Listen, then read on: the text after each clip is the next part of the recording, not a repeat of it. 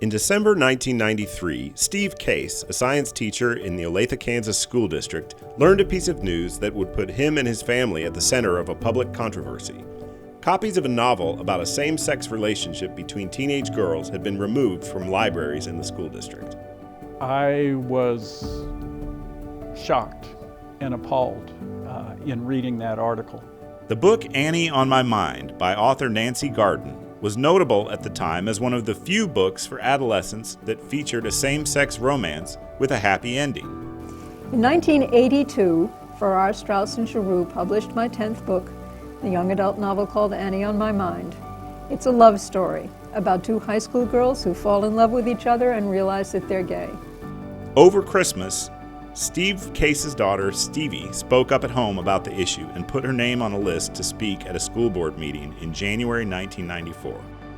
It was pretty clear that the board had taken the action for political reasons as opposed to taking action based on the merits of the book itself. So, when I spoke, it felt like the vast majority of the room was behind me, which felt great. Felt like we had assembled a great coalition of folks who were aligned that this was not acceptable.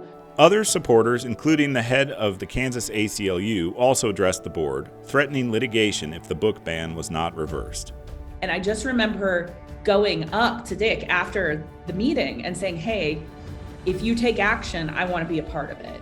Enter a team of experienced litigators from the Kansas City law firm of Shook, Hardy & Bacon, led by Gene Balloon and David Waxy. They were adamant they weren't going to let that book be in that school library.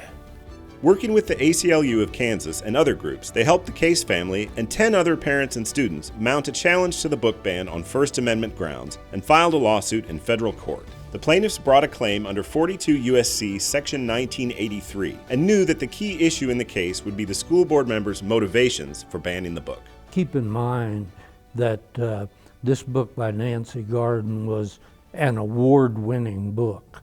It had received all kinds of awards from the National Library Association and from other groups as being suitable for high school students. The case was assigned to Judge Thomas Van Beber, an appointee of President George H.W. Bush, who had had a long career as a prosecutor, in private practice, and later as a magistrate judge. Attorney Greg Goheen was faced with the challenge of presenting the school district's arguments as being more about the district's ability to determine its own content. Faced with a lack of clear case law beyond a fractured 1982 Supreme Court decision, Goheen emphasized the district's ability to control its content. The publicly elected school board is the entity that should be deciding what materials are maintained for use by students or obtainable for use by students in the public school setting.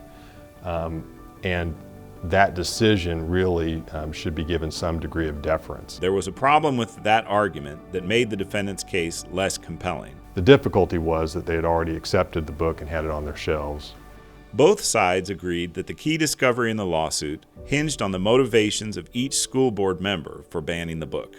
At that point, it all comes down to the testimony of the board members as to what their rationale was and whether that constitutes viewpoint discrimination.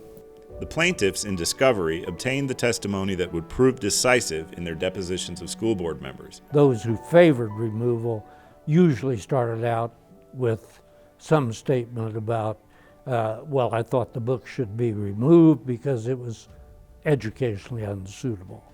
And then we explored that, and in each case, it became clear that the real reasons were viewpoint discrimination. I don't like the ideas. Despite strong opposition and the public controversy swirling around them, including books literally being burned on the steps of the library, the parties engaged in focused discovery and conducted themselves with civility, and the matter went to trial in September 1995, nearly 2 years after the books were removed. Throughout the trial, it was regular front-page news in Kansas City. Plaintiffs brought to the trial a star witness in the form of the book's author, Nancy Garden. I vowed that someday I'd write a book about my people that would end happily, and that might help some of my people realize that they aren't alone in the world or doomed to a life of misery. She explained to the court what she was trying to do in the book, and what ideas she was trying to convey to these young people, that they have a right to live their life in whatever way they see fit, and they can do so with pride and understanding, and that they're entitled to the same consideration as other people are. She was a very compelling witness. Greg Goheen remembers the impact of librarians having reviewed the book and reached their own conclusions. From my perspective, I think the strongest evidence they had was the fact that they had the school librarians who had looked at the materials and who had reached the determination or conclusion on their own that this was material that was acceptable or age appropriate. One of the dramatic moments the parties recalled at trial was when the judge leaned over to one witness, a board member who had said that only factual books should be in a school library, and said, "Mrs. Simpson, do you ever read for pleasure?" Ma'am, don't you ever read for pleasure? And I think we had a pretty good idea of where the judge was at that point. In the weeks following trial, the parties waited on the written ruling from Judge Van Beber. By that point, it felt like we had a lot of momentum, but it's scary to put something that feels very clear-cut to us up to a judge and just hope that judge agrees. So we waited for Judge Van Beber to rule, and then they put the book back.